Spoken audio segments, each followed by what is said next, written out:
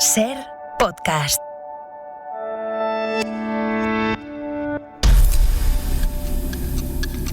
Miguel Hernández Gilabert desarrolló una activísima labor literaria en contra de los ideales del movimiento nacional, injuriando tanto a sus ideales como a sus figuras más prestigiosas. Calificación penal, adhesión a la rebelión. Penas que se piden, muerte.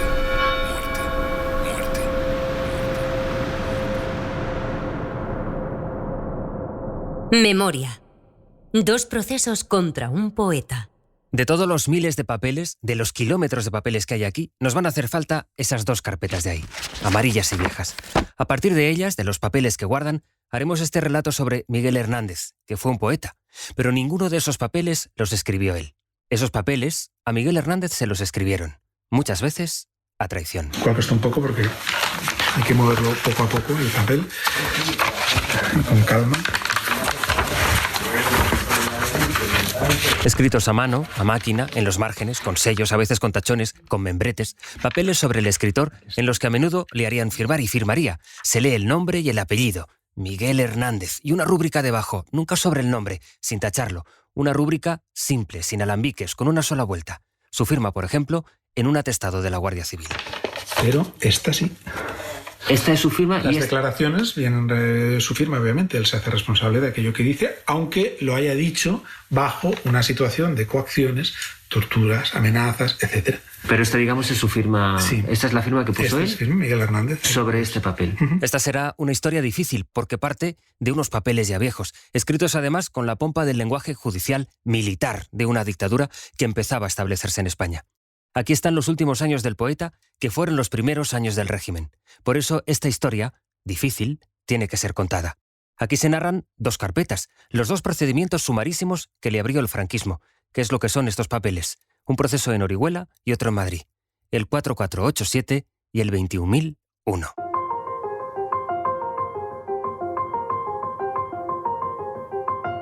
Episodio 1. Miedo. He poblado tu vientre de amor y sementera. He prolongado el eco de sangre a que respondo y espero sobre el surco como el arado espera. He llegado hasta el fondo. Morena de altas torres, alta luz y ojo santo. Esposa de mi piel, gran trago de mi vida. Tus pechos locos crecen hacia mí, dando saltos de hierba concebida. Ya me parece que eres un cristal delicado. Es conocida la historia. A Miguel Hernández, poeta autodidacta, que fue pastor de cabras, que se alistó en el 5º Regimiento al estallar la guerra, que cavó trincheras y recitó en ellas, como está haciendo aquí frente a las tropas, lo atrapan en Portugal, donde quería marchar a Chile, al encuentro de Pablo Neruda.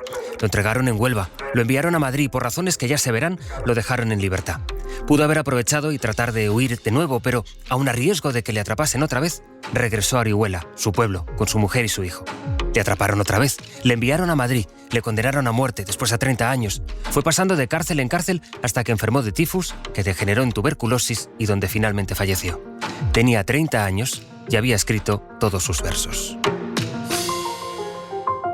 Aquí está, ¿ves? Antes está el informe del fiscal y aquí tienes la sentencia.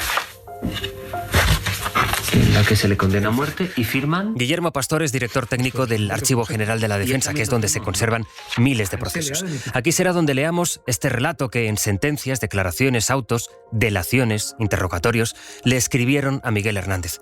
Aquí veremos cómo, recién acabada la guerra, el franquismo tenía ya a punto la maquinaria que tendría una característica básica, fundamental: los procesos sumarísimos. Sumarísimos es un tipo de procedimiento que precisamente incide en que los plazos, digamos, se abrevian al extremo. ¿A cuánto puede ser eso? Pues puede ser una semana.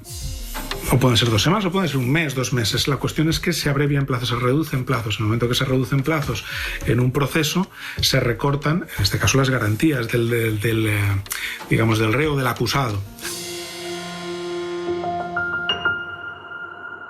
El primer papel tiene una estrella. El primer papel se lo descubrieron a Hernández en uno de sus bolsillos.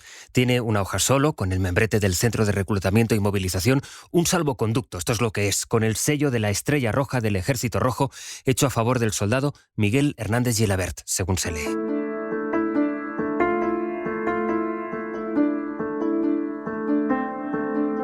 A Miguel Hernández lo delata un joyero portugués al que acudió para venderle el reloj de oro que le había regalado Vicente Aleixandre, regalo de bodas, así que él se resistió tanto como pudo para venderlo. Y ese fue quizá, bueno, pues el elemento que le causó la tragedia en este caso, porque la persona que le compró el reloj luego se lo pensó 2 veces y lo denunció a la policía salazarista pensando que ese reloj era robado.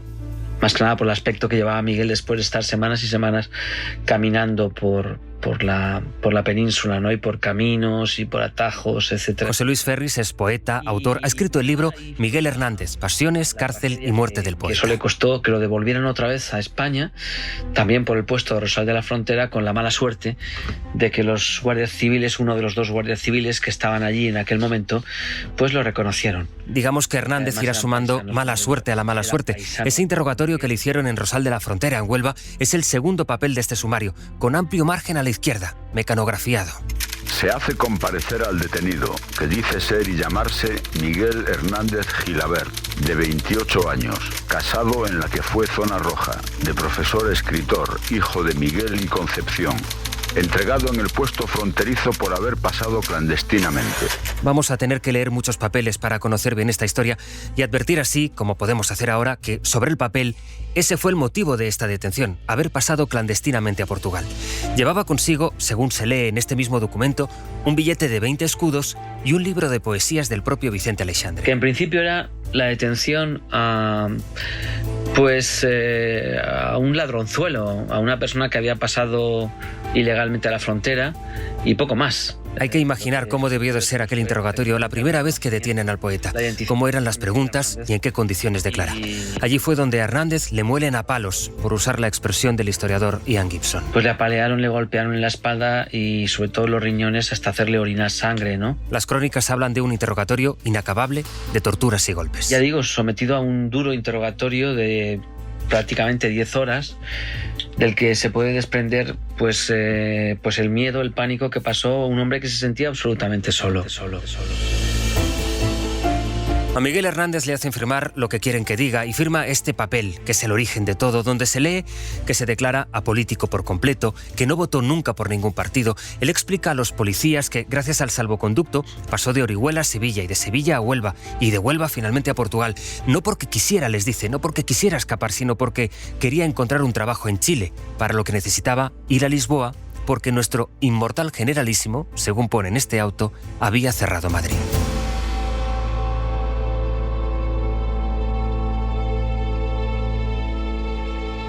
¿Puede un papel tan viejo, escrito en un estilo tan oficial, tan hecho para sus superiores, puede contar sobre aquello de lo que no está hablando? ¿Puede hablar de la desesperación, de la tortura? Pues puede. Solo hay que aprender a mirarlo como lo hacen los historiadores. Esto es lo que pone en el papel. Estrechado a preguntas sobre sus amistades literarias, manifiesta que Federico García Lorca era un hombre de mucha más espiritualidad que hazaña, que no desconoce que era pederasta y que a pesar de esto era uno de los hombres de gran espiritualidad de España, advirtiendo a los agentes que suscriben que tengan cuidado no se repita el caso de García Lorca, que fue ejecutado rápidamente y, según tiene entendido, el mismo Franco, nuestro inmortal caudillo, sentó mano dura sobre sus ejecutores. El papel pone que Miguel Hernández ha delatado a Federico García Lorca. Ha dicho que fue un pederasta. ¿Cómo lo lee el biógrafo? Posiblemente le pasaría por la cabeza era que iba a acabar en una cuneta, ¿no? Con un tiro en la nuca. Y en ese momento tiene miedo. Miguel Hernández, el íntegro y el gran Miguel Hernández, que luego nos daría esa gran lección moral, en aquel momento era una criatura absolutamente asustada, en la que intenta salvar el pellejo. Y así es como esa palabra, pederasta, llega a decir más de los interrogadores que del interrogado. Pues como estaba mucho en la mente de ellos la idea de la homosexualidad de Lorca, pues supongo que sacarían el tema de la homosexualidad y Miguel Hernández la admitió que era homosexual, ¿no?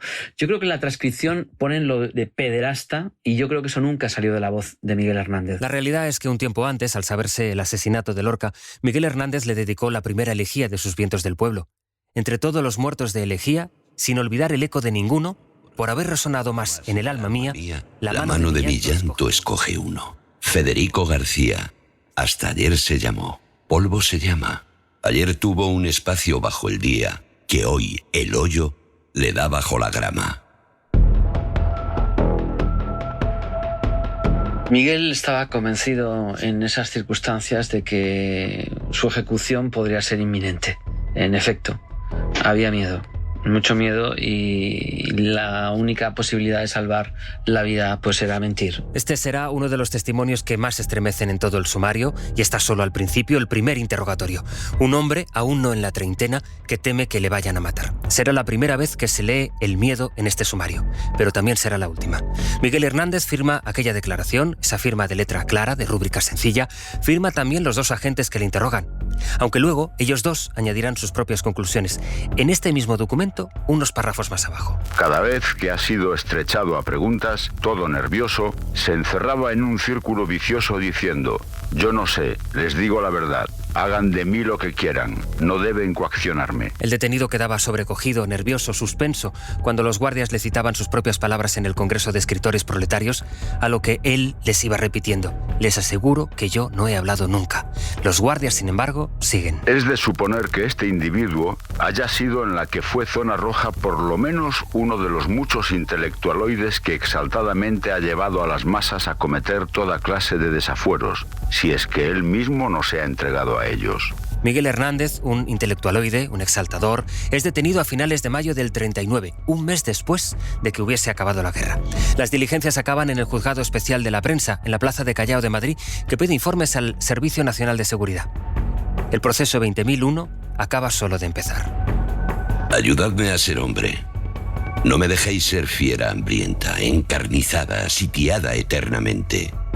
Yo, animal familiar, con esta sangre obrera, os doy la humanidad que mi canción presiente. Memoria.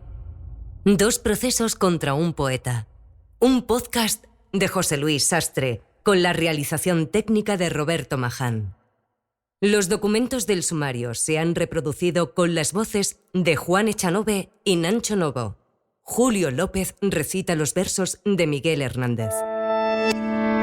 Cadena SER. La radio.